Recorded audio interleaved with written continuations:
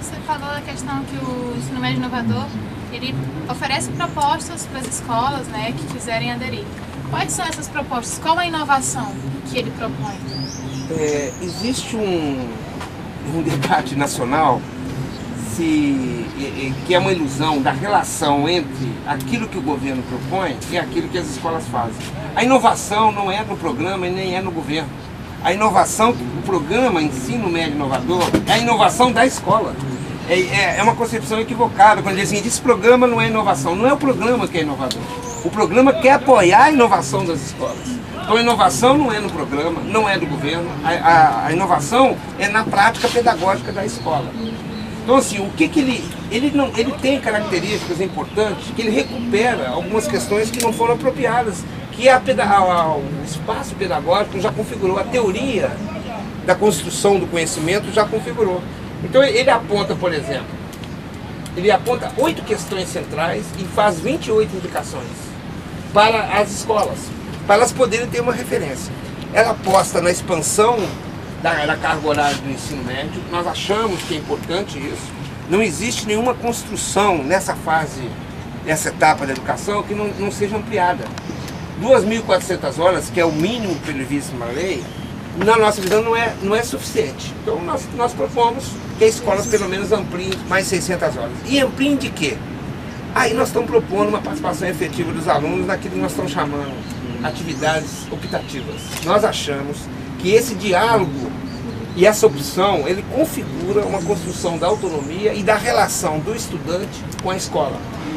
Porque é impossível que uma escola proponha algo que não tem adesão dos estudantes, ela demonstra uma falta de relação ou que a escola está fazendo algo que o estudante não está entendendo como significativo. Então é uma questão. Uma outra questão está ligada às práticas experimentais. A escola brasileira, ela tem uma tradição no iluminismo que a única coisa que a escola deveria fazer é desenvolvimento do pensamento. Por isso a ideia de luzes.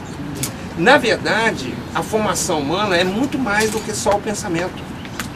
Nós nos educamos com os pensamentos para compreender o mundo, mas também nos educamos nas relações humanas e na capacidade nossa de mudar a realidade.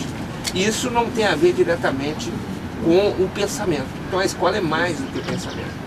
Então, nesse sentido, a valorização das práticas experimentais, a valorização da importância hoje que tem a dedicação do professor como sujeito coletivo, e não um professor que fica rodando, que vai dar aula.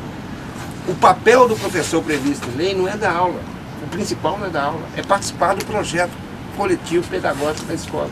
Então nós estamos retomando valores da própria lei, retomando os princípios como a interdisciplinaridade, retomando a ideia da pesquisa, retomando a ideia de que todo conhecimento ele é fundamental adquirir na relação com a sociedade. Por isso que a gente tem defendido a ideia do currículo social, que a escola e os alunos se formem na percepção da sua relação com o mundo que está em seu redor.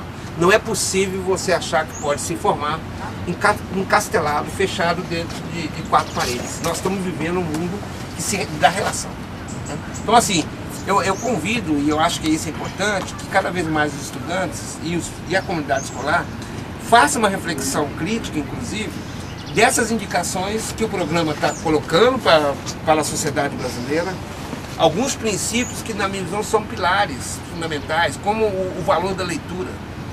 Nós estamos compreendendo que a escola, nós não estamos falando de língua portuguesa, nós estamos falando da leitura, a capacidade do estudante de ler a vida no seu entorno, que todos os saberes contribuem para isso.